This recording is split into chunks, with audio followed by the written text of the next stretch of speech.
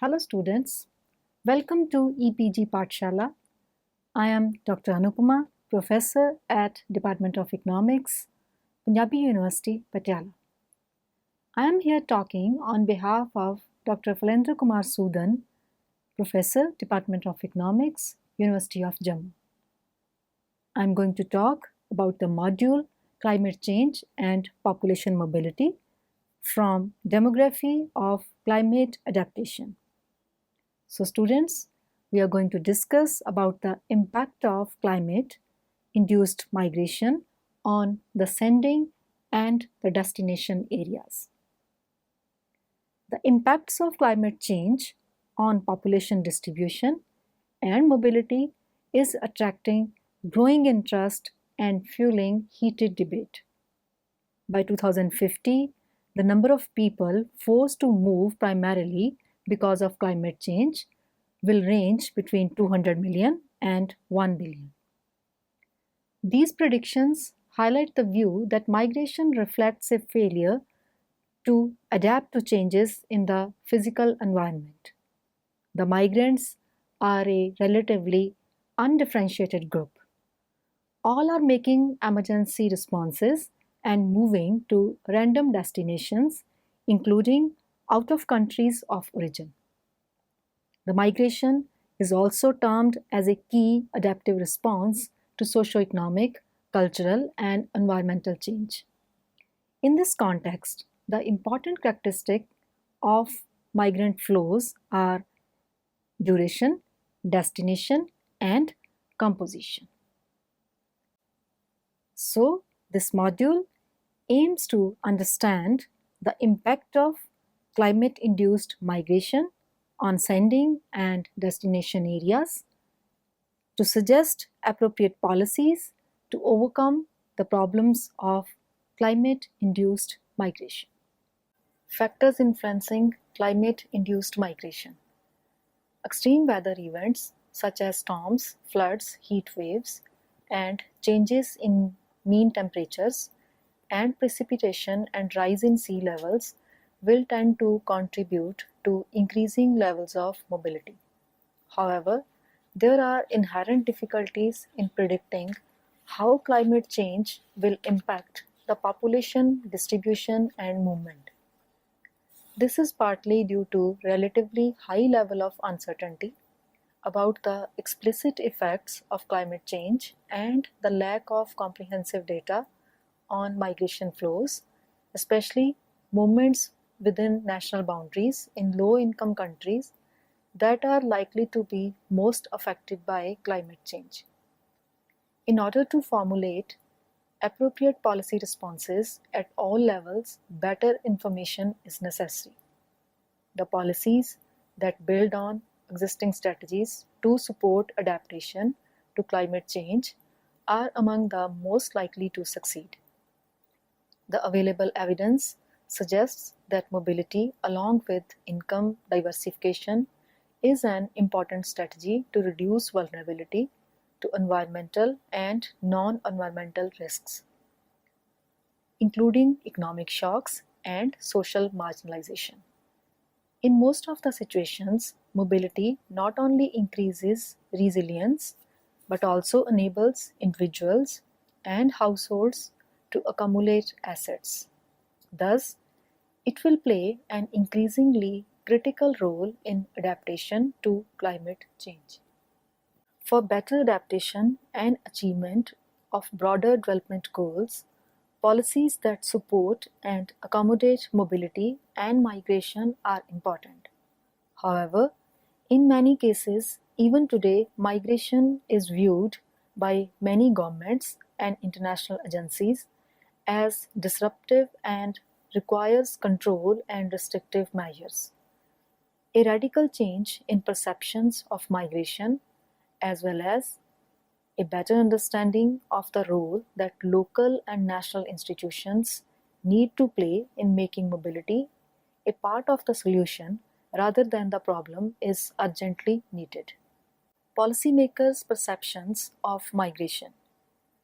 It is expected that the gloomy predictions of climate change induced migration will lead to inappropriate policies to protect the rights of most vulnerable population to climate change. This is not surprising. Migration is generally perceived as problematic. Most policies try to influence the volume, direction, and types of movement rather than accommodate flows and support migrants. Slide 9. Migration and urbanization. The environmental factors influence patterns of migration and mobility within a broader context of important change in population distribution. The most widely acknowledged transformation is urbanization. It is estimated that since 2008, half of the total population of world is estimated to live in urban centers. In coming decades, more than 90% of the world's population growth is expected to live in urban areas. This, however, does not mean that all regions have similar levels or rates of urbanization. Furthermore, although there is a strong statistical link between urbanization and economic growth, the scale of urban poverty in many low-income countries is growing rapidly. In many middle-income nations, the rate of urban poverty now exceeds rural poverty. Now let us examine migration and urban poverty. Rural-urban migration is frequently viewed as responsible for the growth of urban populations and urban poverty. However, the evidences to support such claims are very few. According to available United Nations estimates, in the majority of the countries of the world, natural population increase, that is, the net excess of births over deaths in urban areas, and it makes a larger contribution than the combined effect of rural-urban migration and reclassification of settlements from rural to urban areas. In addition, in many countries, rural migrants are neither the majority of the urban poor nor the only residents of low-income informal settlements.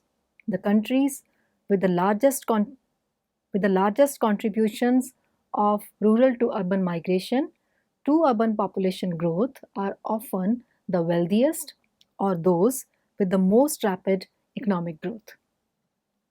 Now let us discuss about migration and policy. Today, migration has become a key policy issue. It is perceived as a growing problem for most governments in low and middle income nations. A review of poverty reduction strategy papers of countries across Africa reveals the negative perceptions of migration, which is seen as putting pressures on urban areas, promoting the spread of crime and HIV/AIDS, stimulating land degradation, and contributing to both urban and rural poverty. The proportion of governments in low and middle income countries implementing policies to influence internal migration grew from 51 to 73% between 1996 and 2003. Most of these measures have had little success and have often resulted in increasing hardships for the urban poor. These measures also neglected the fact that most migrants do better than those who remain in rural areas, and their remittances are an important component of the budgets of rural households. The plans, which are proposed to address the possible impacts of climate change on population distribution, must consider a policy context that does not generally recognize or support the potential of migration. Direction of migration flows. In spite of the importance of urbanization, it is misleading to assume that rural-urban migration is the predominant direction of movement within countries. To a large extent, the direction of migration flows reflects a level of urbanization in a country and the nature of its economic base. In agriculture-based economies, such as in many low-income African nations, rural migration is common. Many urban-to-urban movement is more important in the regions and high levels of urbanization. Rural to urban migration is likely to be high in areas with high levels of economic growth and expanding industry and service sectors. But even in countries such as India and Vietnam, rural to rural migration flows are also large. In Vietnam, 37% of migration, according to 1999 census, was among rural areas, 26% among urban centers, 10% urban to rural, and 27% rural to urban. In India, 38% of recent migrants were estimated to move among rural areas. Migration at international level only accounts for a small proportion of all movement, and much of it is within regions rather than towards high-income countries. At the international level, however, it is often assumed that climate change-related migration will be across borders and from poor to rich countries. In the face of the contradictory stances toward international migration in destination countries, where the identified need for migrant labor often goes hand in hand with attempts to limit arrivals, especially from low-income countries, it is not surprising that the prospect of millions of climate refugees landing on the shores of rich countries is seen with alarm. Evidence on climate-induced migrants are also interesting to talk about. There has been lack of reliable evidence on the link between climate change and migration. There has been the potential existence of environmental refugees, which implies those people who are forced to move because of environmental degradation resulting from climate change. This term was first used in the 1970s and was heavily influenced by the neo-Malthusian assumption that population growth would lead to migration and conflict caused by resource scarcity. However, such views were not supported by evidence. By 2050, there could be as many as 200 million environmental refugees. There have been widespread criticisms of the data and its conceptual underpinnings.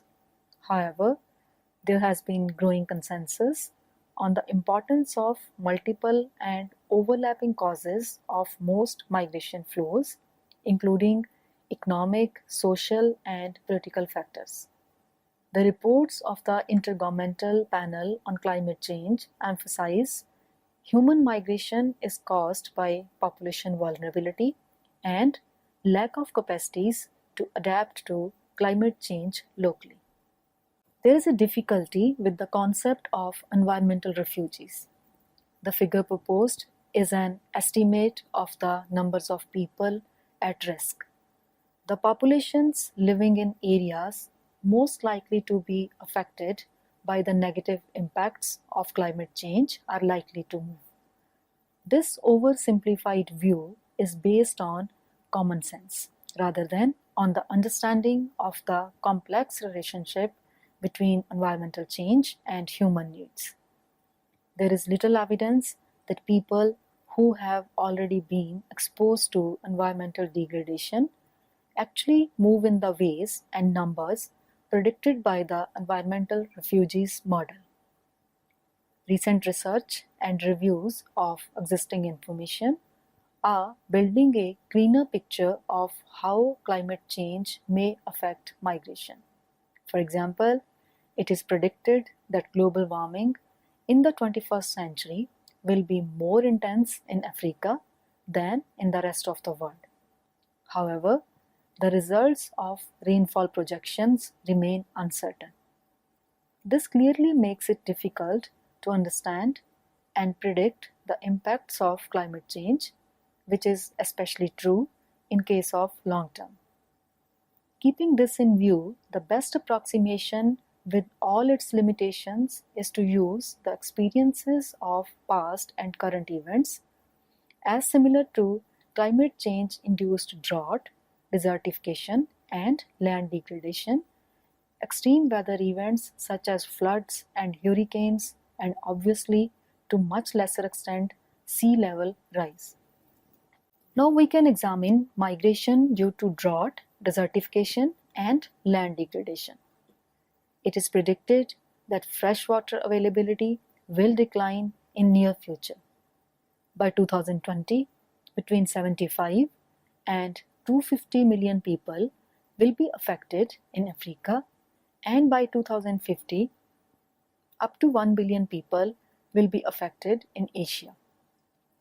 These figures reflect the number of people living, or more often estimated to live, in areas at risk, but not necessarily those directly affected by water shortages.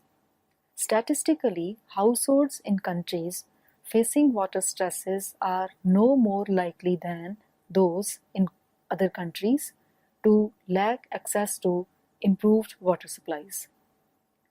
There is also significant number of case-specific evidence of countries with plentiful water resources where poor households do not have adequate access to affordable water, and cities with scarce water resources where poor households are comparatively well served.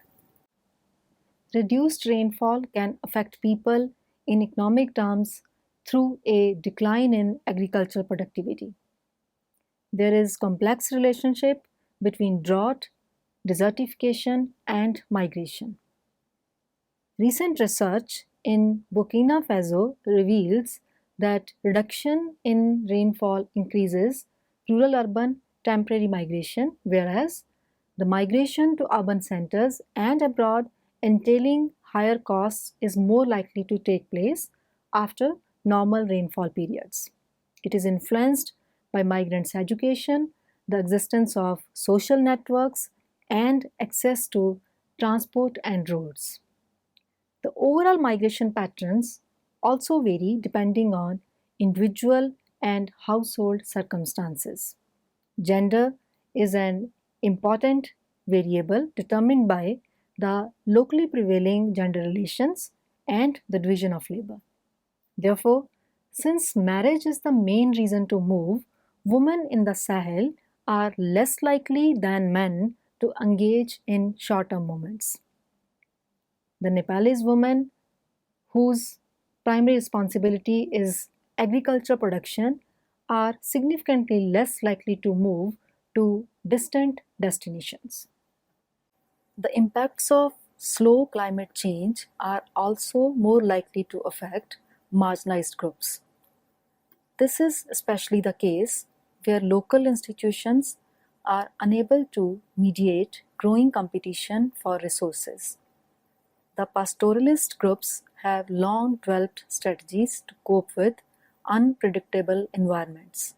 However, diminishing rainfalls and more frequent droughts will put more pressure on pastoral resources, pushing pastoralists further away from their traditional migratory routes. It is frequently believed that this, in turn, will increase conflict between nomadic pastoralists and sedentary farming communities. Darfur is often cited as an example, but in this case, and possibly in many others, conflict is the result of a combination of environmental pressures and the breakdown of traditional social structures.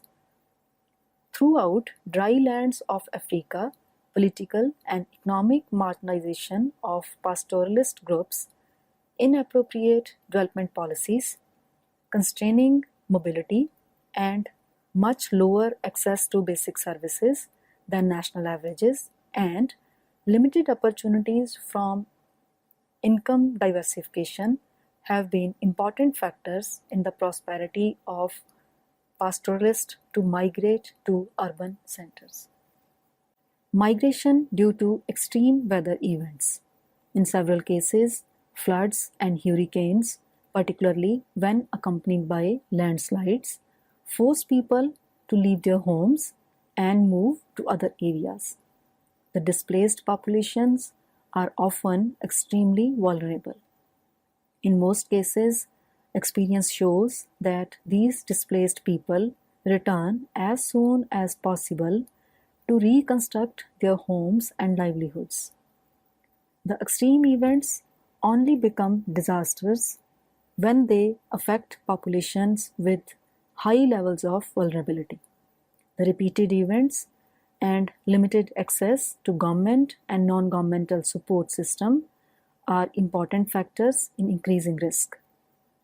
This is not only the case for low and lower middle income countries. Poor communities in New Orleans, for example, were much more affected by Hurricane Katrina than wealthier groups because of the location and condition of their houses and partly because of lack of insurance. Slide 20. Poor groups were the majority of the permanent outmigrants from the city.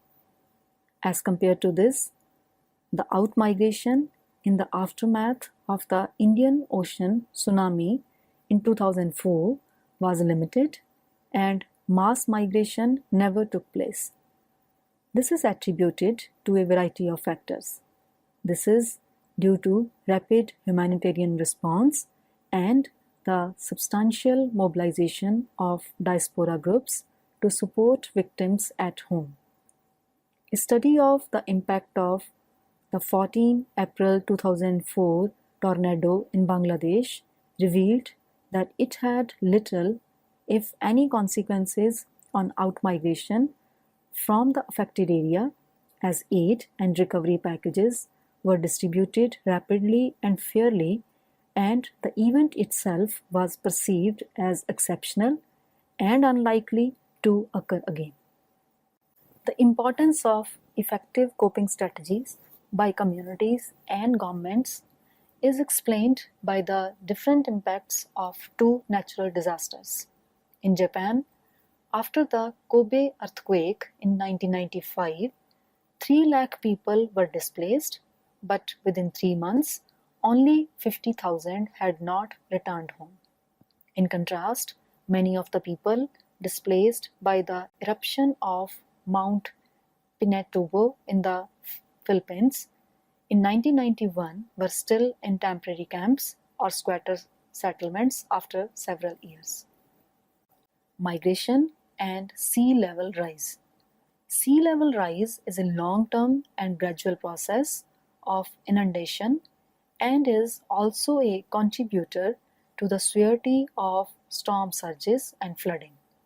This makes it a major threat for the inhabitants of small island states, particularly those with low elevation above sea level, and also for those living in floodplains close to the sea or tidal rivers, or those living in cyclone-prone coastal zones. More than 600 million people, that is 10% of the world's population, are estimated to live in coastal zones with an elevation of up to 10 meters, that is about 2% of world's land area. Out of these, 360 million live in urban areas, which is 13% of the global urban population, and about 247 million live in low-income countries. Thus, it is obvious that the actual number at risk from sea level rise and storm surges over the next few decades is probably smaller than this. Whether migration will be the chief response to the sea level rise is likely to rely on the capacity of communities and governments to respond with a variety of options, such as increased protection, infrastructure, the modification of land use and construction technologies, and managed retreat from highly vulnerable areas. Paradoxically, many of the areas most at risk are also major migrant destinations as they provide better economic opportunities through their concentration of industry and services. The measures to support a more decentralized pattern of urbanization and industrialization would reduce the numbers of people inhabiting risky areas and at the same time reduce regional inequalities, which is the root cause of migration. There is the uncertainty of the extent of changes in rainfall patterns and tropical cyclone, hurricane, typhoon frequency and strength as a consequence of climate change. All these have serious limitations for any realistic long-term assessment of the link between climate change and migration. At the same time, there is a clear need to understand migration as one in a variety of strategies that individuals and households employ to adapt to climate change. Income diversification and circular mobility. The occurrence of short distance circular migration as a consequence of land degradation and desertification, particularly in areas depending mainly on rain-fed agriculture, is a form of income diversification. Household members may also move to urban centers, especially where there is demand for migrant labor. On the basis of current patterns and trends, such income diversification is expected to become an important element of adaptation to slow onset climate change. The interrelated strategies have substantial livelihood elements of both rural and urban populations. In India, remittances accounted for about one-third of total income of poor and landless rural households. Earnings from non-farm activities were also significant and were estimated to account for between 30% and 50% of rural households' income in Africa, as much as 80 to 90% in Southern Africa, 60% in Asia, and around 40% in Latin America. There is usually underestimation of the extent of temporary, circular, and seasonal migration that underpins income diversification. This is partly because these movements are likely to elude national statistics and census data. But the estimates suggest that the numbers involved are remarkable. In India, an estimated 20 million people migrate temporarily each year. Most of this movement is between rural, drought-prone regions to rural areas of irrigated agriculture, which require seasonal labor. However, there are signs which reflect combination of agricultural mechanization and demand for unskilled and semi-skilled workers in the construction sector, which is reorienting migrants towards urban centers and non-farm occupations. For example, in northern Bihar, temporary movement to urban centers has risen from 3% of the total in 1983 to about 24% in 2000. The inclination towards urban destinations supports the view that increasing numbers of short-term migrants choose for employment in non-farm activities. In China, in 1999, about 60% of registered migrants in the industrial and construction hubs in the coastal region had lived in their current place of residence for less than 1 year, and only between 15 and 30% intended to settle there permanently. However, the spatial distribution of economic opportunity will continue to be the key determinant of migration directions as well as a primary focus for policy action. Now, it is important to examine supporting mobility. The climate stress consistently overlaps with socio-economic, political, and cultural factors in determining migration duration, direction, and composition. These other factors are needed to be integrated in adaptation policies. Furthermore, agriculture adaptation initiatives should not assume that they should contribute in reducing out-migration, especially rural-urban migration. There is ample evidence to show that rural development usually has little effect on migration, and where it does, it tends to encourage rural-urban migration. This does not mean that rural development should not be a priority, especially when the majority of the population lives in rural areas. Broader agricultural and rural development and specific climate change adaptation actions to support these should not be linked to the reduction of migration. In urban centers, changing opportunities as a result of economic downturns tend to affect migration patterns. The environmental degradation will contribute to the growing need to ensure access to non-farm economic activities. These activities are concentrated in local small towns or large villages.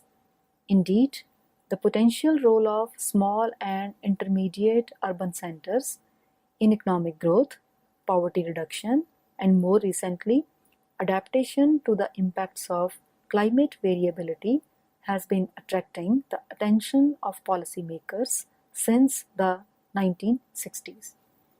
In agricultural areas, small towns are especially important for the livelihoods of the poorest groups, who are often landless and without the means to migrate to larger cities by providing access to non-farm activities that require limited skills and capital. They also play an important role in providing basic services such as health and education to their own population and to that of the surrounding rural area. This is likely to become increasingly important because of slow onset of climate change and the increase in the frequency and intensity of extreme events. Furthermore, small and intermediate urban centers are essential components of national policies that aim to achieve a more decentralized pattern of urbanization across regions. This is especially important in view of the concentration of large cities in low elevation coastal zones that are vulnerable to sea level rise. However, most of the policies instituted for small town and regional development since the 1960s have had very limited success. The small towns can play a crucial role in adaptation to climate change. This can only be achieved within a broader approach to development and poverty reduction. In many of the cases, local, small, and micro enterprises are the backbone of economies of small town and where local income groups are concentrated. The small town traders are important for smallholder farmers. They cannot replace access to the land, credit, and inputs that enable family farmers to respond to changes in demand. The local governments in small town lack the capacity, resources, and support from higher level government. One important aspect where local governments in small towns need to improve their capacity is the provision of services to migrants and the protection of their rights. In smaller urban centers, poor migrants can be more disadvantaged than migrants in the large cities because of the limited existence of the civil society organizations that can support their interests. Thus, migrants are often paid less by their employers than non-migrants. In general, however, whether in large cities or in small towns, poor temporary migrants experience many of the vulnerabilities of the urban poor. So students, let us sum up what we have learned from this module. To sum up, we can say that it is difficult to predict the impact of climate change on population distribution and movement. There will be likely to be hundreds of millions of environmental refugees due to climate events. The current trends of high mobility linked to income diversification will continue and intensify. The past experiences suggest that short distance and shorter movements are likely to increase. The very poor and vulnerable in many cases are unable to move. There is the growing need for the diversification of income sources and the spatially distribution of economic opportunities. The centrality of both of these issues to adaptation initiatives cannot be underestimated. What is also crucial is a drastic change in the perceptions of migration. Much of the migration management policies try to influence the volume, direction, and types of population movement. However, policies might more usefully aim at accommodating the changes in migration patterns that result from environmental degradation, economic growth, or crisis, and wider economic and social transformations. This appears to be a key element of adaptation to climate change and other development goals. That's all with this lecture. I hope you must have enjoyed it. Thank you.